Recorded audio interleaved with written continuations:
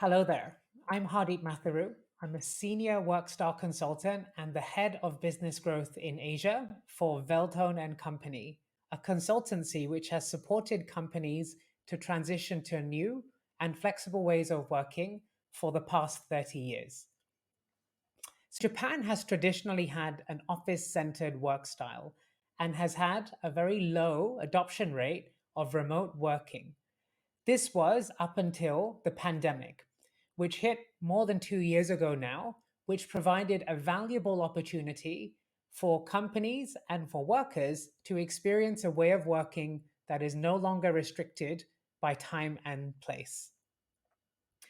The work that we've done with our clients, as well as the wider surveys we've conducted on hybrid working, have revealed that workers in Japan are realizing the feasibility of and the benefits that they can receive from working from home.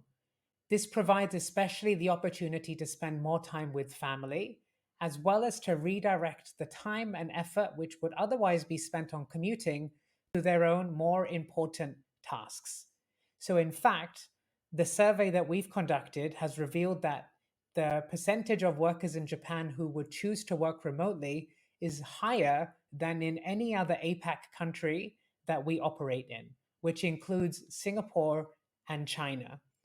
So it's difficult at this moment to bring workers back to the office in Japan unless companies decide to force employees to return using a hierarchical nature of the culture of work in Japan.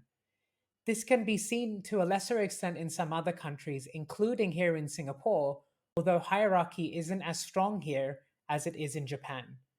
The Japanese team's view is that the pendulum has swung away from an office-centric environment to a remote working-oriented one. The benefits of working in an office are therefore likely to be reevaluated, not right now, but we expect in the future.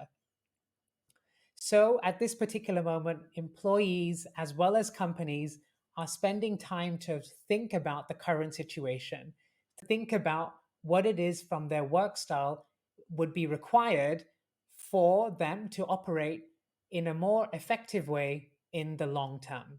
We are, of course, going through a lot of change at the moment, so it's difficult to make any conclusions about where the work style will go in the future for Japan. That said, if hybrid working or office work is to be recommended while still utilizing the office, it will be very necessary to reevaluate the significance of the office, to repurpose it, and implement measures to bring people back to the office.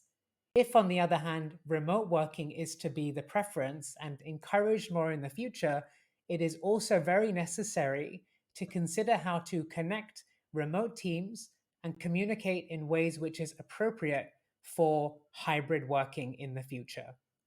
So with all of this being said, it's a great time now to take a look at the work style of an organization, what works for the company, what works for the employees, and to find a way that is future-proofing the organization. One way to do this would be to consider a change in the work style. What we do at Veldhoen is to work on activity-based working, and we would encourage you to think about this too. I thank you for your time, and I appreciate you listening. Thank you very much.